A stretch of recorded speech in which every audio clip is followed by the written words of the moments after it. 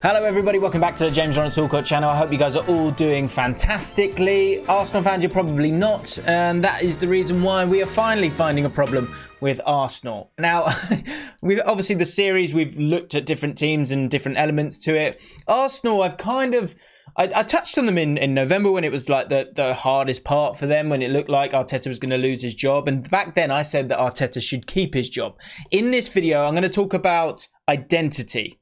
But I'm going to talk about Arteta as well and the whole structure at Arsenal and if he should keep his job. So stick around. If you enjoy this kind of content by the end of the video, then do two things for me. Subscribe to the channel and hit the like button, but only if you've enjoyed it by the end of it, okay?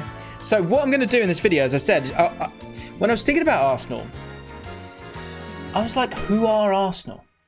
So then I kind of zoned in on the word identity. So then I thought, what is Arsenal's identity? And that's what I've driven into here. And again, in this video, I will look at the transfers, the idea of identity, how Arsenal is supposed to form their identity. And also, I found this comment from Arsene Wenger from 2013, pre-season of 2013. And it's so revealing. And now, look, Arsenal fans, this isn't one of those like clickbait, like, Arteta must be sacked right now kind of vibes. Like, I think it's so much deeper than that. I think the club feels very rotten to me right now. But what I'm going to put forward is some questions. And what I would love you guys to do is get in the comments below and let me know what you think about this. Like, this is what, it's never black and white, right? And that's what this video is going to be about. So first things first, when I kind of looked into the idea of identity, I started to watch a couple of TED Talks and bits and pieces. What came up and what really kind of struck me was the idea of identity is there's a couple of questions. Who are we and what can we become? Who are we and what can we become? And to kind of maybe make it a bit more simple, let's have a look at the definition of identity, okay? Because I think this is really important when it comes to Arsenal, because I think they're lost. They're completely lost in who they are and what they can become. They're kind of not concentrating on either of those at this moment in time. So the state of fact of remaining the same one or ones under varying aspects and conditions. Are Arsenal doing that? No. The condition of being oneself or itself and not another. Again, not really sure about this. This one's interesting. Condition or character as to who a person or what a thing is. The qualities, beliefs, etc. that distinguish or identify a person or thing. It's interesting, all this. Exactly like this in nature or qualities. So a big thing here is the idea of being consistent, right? Being consistent in what you do and how you go about it. And that is something that has been completely lost by Arsenal over the last few years. And of course, so much talk about Arsene Wenger, his legacy as a manager and what he was trying to always kind of fight for. And it was something that felt at the time, I think football fans were like, we were all gluttonous, you know, and Arsenal had a lot of money. And so people, you know, fans want to be reassured, which is something that Wenger says himself. So check this out. This is so cool. This comment comes from back in 2013, the Asia tour. The whole article is fascinating because now we look, you know, a few years down the line and you're like, wow, this guy, you know, he did have that certainty, that experience that we're going to get into in terms of Arteta and his inexperience. He knew who he was and he knew who Arsenal were. And again, I'm going to come back to that question. Think about this question. Who are you, Arsenal? If you're an Arsenal fan, who are you right now? Because I'm going to give you the answer at the end. It's actually pretty obvious. It's literally right in front of your face. But back to this. Wenger, it's vital to keep our values. 13th of July 2013. Now, we all know that it didn't work out for Wenger as time went on and the powers were diminishing. But if you think of how rotten it's got from then on, then I think you've got to say that he had a point, right? He definitely had a point. And if you read through the article, it's interesting. And also the sort of language of how this is put together. This is on the website of Arsenal. So in terms of them controlling their narrative, at this moment in time, despite their own manager saying this, they're not careful about their language. Okay, so he was to stress the importance of the club sticking to its core principles despite its improved financial position. And I think this is so important because Arsenal fans, this is what you're pissed off about. The idea of that performance against Villarreal, or the two legs of it, that's one thing, and the style of play and all of that is important. We'll get into that. But the principles and the values of what made Arsenal classy and great, that is where you're really fed up. And that is rotten from top to bottom. But what you had with Wenger is you had someone who understood all those, who had enough power because he was given that much power, which people thought was a bad thing at the time. But as an experienced custodian of the club, I think in hindsight, you would suggest that he did know what he was doing, and the grass wasn't as green. I mean, let me know in the comments below. Let me know what you think. The Arsenal manager has been linked with big money moves for a number of players since the start of the summer transfer window on their own website. Sorry about all that drilling in the garden, by the way. While the Frenchman is pleased there's more leeway in the transfer market, he says it's not important to forget the basic values of the club. We have a better financial resources than years before, and we have created that ourselves. That is massively important to us. We will see what we can do at the end of the transfer window. Here's the interesting thing, right? The fans, the players, and everybody is reassured by big names. I think that's true, isn't it? When you see a new face, you think it's all going to work out. I think we know now that doesn't always happen for any club that you support, right? The fans and players and everybody is reassured by big names. But what is important is that we don't need numbers, we need quality. For years, we were out of the race for top level transfers, but we are coming back now because we're in a better financial situation. And also because of financial fair play that will give everyone a bit more even ground to a point. I still believe that even if we're in a strong financial position, our values still need to be the same. And the point I'm getting to with this is that there are going to be there's going to be moments within it that sway you to the point where you kind of want to do this, you want to buy that player. And we'll look at the transfers in just a second. But Wenger was right in what he was saying. And at this moment in time, it just pulls into full focus for me. We must rely on the quality of our work, on the style of our play, and the fact we develop our own players. We will only use financial resources to bring in one or two players who will give us something more. It's very important that we keep to our strengths and we manage to get us through this period. Now, this is a long-term view, right? And I think that was the frustration with Arsenal fans a lot of the time, was this long-term view. But if you look at the transfers from then on, and Wenger needs to take some responsibility for this because, of course, he was so involved in a lot of them, you can see that, again, who are we, or who are you? I'm not an Arsenal fan, but what is the identity and what are they trying to become? Let's have a look at the transfers because they're terrible. Let's be honest. If we go back to 2013, going through them year on year and the arrivals that have come in, sorry, there you go. It's bad, 2013-14, look, Ozil came in, 47 million. I think, look, overall, you definitely got your money back on that one. Maybe not on the second deal once you re-signed him. That's where you've lost your principles and not understood your values on who are you bringing in, what is the identity of the kind of players that you're bringing through, right? The next season, Alexis Sanchez, good. Again, I think he did well for the club. Callum Chambers, you're trying to buy a young player at the time. 20 million was a lot, and that's probably not worked out for them. Danny Welbeck, similar thing. Hasn't worked. Petr Cech, overall was a good signing for them, right? El Nene, not so much. Here is when there was that frustration with them not spending the right amount of money. But I guess at that moment in time, they bought big money signings in the previous 2 seasons, and they were trying to be careful with their money. Granit Xhaka, I think a lot of people know how I feel about that. For 45 million, that's not worked out, in my opinion. He's been a part of a lot of the frustrations over the years. And I think Lucas Perez, I think, is a great example as well. When you look at clubs like Leicester City and how they have recruited, buying just really exciting young players on the cheap and then developing them with a good manager and coach. This hasn't happened at Arsenal. We keep moving forward. Look, the big money signing in Aubameyang. I think that's fair enough, and there has been a return on that investment. Lacazette for 50 million. Again, I think this was a point when they tried to throw a bit more money at it. Has it worked out? The point is it's questionable. Time and again, it's questionable. And there's a lot of signings in there as well. Torreira hasn't worked. Bernd Leno, yes, possibly, in terms of a top 4 player. Pepe for 80 million, he's starting to get there. But William Saliba in the last season, that is an absolute nightmare of a signing so far. Could that come down to Arteta? The point I'm making is there's no identity. What are the kind of players that you're trying to buy year in, year out? So there's no identity there. We move on to the manager. And again, with identity. Because first of all, let's have a look at the playing style of of Arsenal this season. The problem is that Arteta has tried to take on too much, in my opinion, and he seems very confused. And you can see that by the amount of players and the amount of positions those players are playing in this season. Yes, he's had problems with injuries, but so has every other team. But I think it's a mix for him between him trying to sort of drill down and tweak too much and not having that experience to be calm in his decisions. Have a look at this. Look at the amount of players and the positions that they've played in.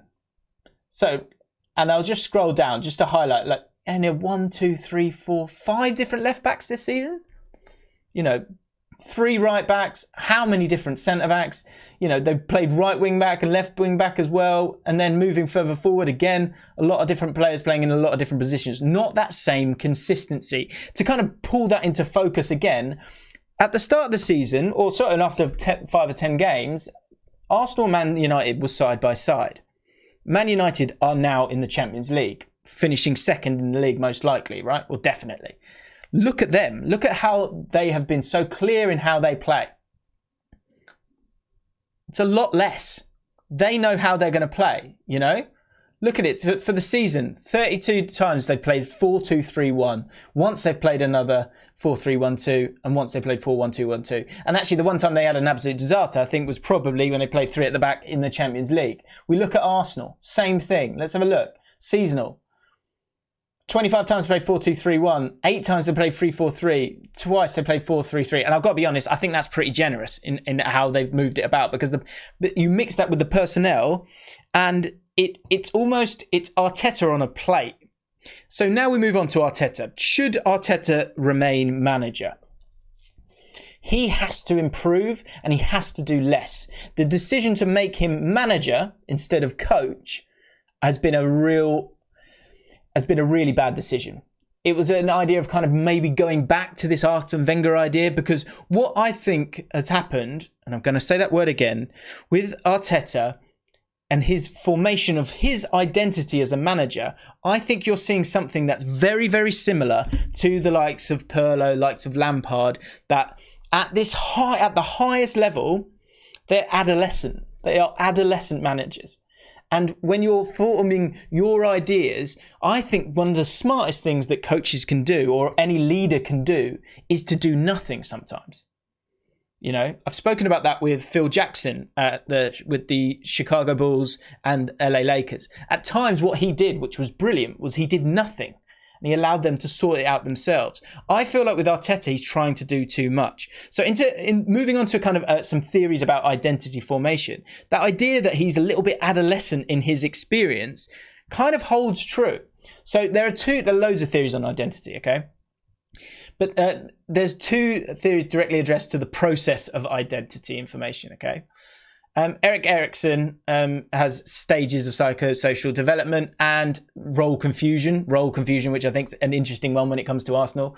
And then James Marcia's identity status. And both of them, you can start to sort of pinpoint where Arteta is as a manager. And again, question for you guys. He's going through growing pains right now in a whole mess of everything else. And when we talk about adolescence, the whole structure of the club feels adolescent. First of all, to be able to kind of stay through the course of your values, you need that experience to just leave it, just to go keep doing what you're doing and move it forward. And that's why I said in November, forget European football, focus on who you are, what your values are, and where you want to be come August. And so the moves of, say, like Joe Willock being left out, Reece Nelson not playing, Maitland-Niles going to West Brom, have you done better by allowing them to get the minutes? Possibly. But could they have done that and you've created a new form of chemistry in this team for the players that you wanted to stick with? If you'd kept them and just gone, look, we might finish outside Europe this season. I don't think it's the end of the world if you do that, because it's such a long road for Arsenal to fix this mess. But back to that idea of identity in Arteta, because I think he is creating confusion. Okay, so he's saying with this Erikson's theory, there are different, there's like 8 stages that you go through throughout your life. So each stage occurs at a certain point in life and must be successfully resolved to progress to the next stage. So people going, oh, Arteta's like a moron. I don't think he's a moron. I think he's confused by himself, right? And so this first one I think is really interesting, and apparently it occurs during adolescence. So the identity versus role confusion stage, which was one of the first stages, involves adolescents trying to figure out who they are in order to form a basic identity that will build on throughout their life, especially concerning social and occupational identities. So there's questions of who am I and what can I be? There you go. So again, if you look at Marcia's identity status theory, he's saying that there's 4 stages. And again, this first one sounds a lot like what's going on at Arsenal right now and Arteta. Identity diffusion, also known as role confusion, the opposite of identity achievement. The individual has not resolved their identity crisis yet by failing to commit to any goals or values or establish a future life direction. In adolescence, this stage is characterized by disorganized thinking, procrastination, and avoidance of issues and actions. So for me, I feel like Arteta's kind of gone through that first one and is now in identity foreclosure, which means this occurs when teenagers conform to an identity without exploring what suits them best. For instance, teenagers might follow the values and roles of their parents and cultural norms. What I think that means with Arteta is that I think he's posturing. I think he's posturing a lot at the moment. And I think he's done that from the start. And I think he initially got that reaction because he came in and said, I'm going to be this leader. I'm going to be your guy. Okay. And so he's done that initially because he thinks that's what he's supposed to do. What's then happened is that the hierarchy of the club has changed him from a coach to a manager. And he is now snowblind almost because there is too much for him to deal with. And so again, he's kind of leaning into that posturing where he's leaning towards being aggressive as a leader with some of the changes that he's made, which initially people are like, well, I like that. I think that works. But sometimes it doesn't work. And I think there's only so many times you can use that aggressive tact. And I think there have been moments where he maybe should have conceded certain elements for the greater good, both on the pitch in terms of the playing style to create a harmony amongst the team. Because in that Villarreal team, the passing patterns were just, I've watched it back and it was just, they were stunned, they were frozen because they didn't have that freedom to play. And I think Arteta himself doesn't have that freedom to be himself. I think a lot of the core values that he has are good values. And so as a player, by the time he finished, he knew who he was as a captain. I think as a leader, he knows who he wants to be, but he's not there yet because he doesn't have the experience. So to finish off, I think Arteta needs to do less. He needs to go back to that coaching role. That needs to be his sole focus. The problem is with the owners is that there isn't that accountability down the line to a point with their work. And so they've just given him so much responsibility that he's become snowblind himself. But the likes of Vinay and Edu, they have to be better. The recruitment has to be better because he needs to be able to build something. But within all of that needs to be identity. How are you going to move forward? How are you going to become the club that you want to be again, both in how you play and who you are and the players that you bring through? It all matters. So with Arteta, he might be a better manager for this, but is it too late for him?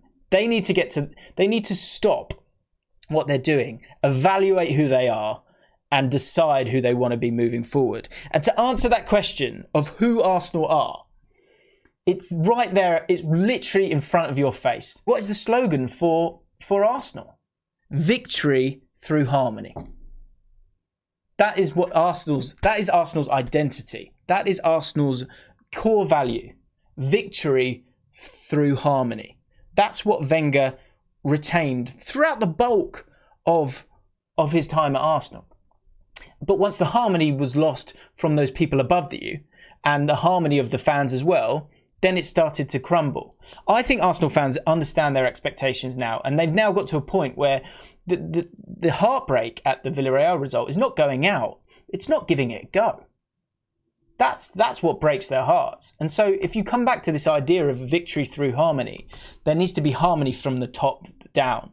So although the focus will be on the likes of Arteta, the problem is so much worse than that because there can never truly be harmony because right at the top, you haven't got people who truly care. or have an identity or believe in this identity, or are creating a pathway that from the top down, the focus can become narrower and narrower, so that Arteta focuses on the playing staff, doesn't worry about the recruitment, because the recruitment is being done and focused on brilliantly by those people above them. And then above them, the finances above that, which drive it. And again, above that, that wider understanding of what Arsenal is. It's not there. And how can it be there when the guys at the top don't seem to care? It's a rotten club right now. But I think to focus on Arteta, of course he's making mistakes. Of course he needs to improve. And if he doesn't cool it a little bit with this over attention to detail, he needs to give that freedom back to the players. Then you're not going to have intelligent players. You're going to have players who are stunned and dazed and confused. So those are my thoughts on it. Let me know what you think, Arsenal fans. How do you feel about Arsenal's identity? Do you think I'm right in some of the things I'm saying? Do you think I'm wrong? Please do let me know in the comments below. If you're still watching to this point and you've enjoyed the video and you haven't subscribed to the channel, please do hit the subscribe button and the like button as well. It really helps the videos do better, which is, it's always nice. So those are my thoughts on it. Let me know yours. I'll see you next time.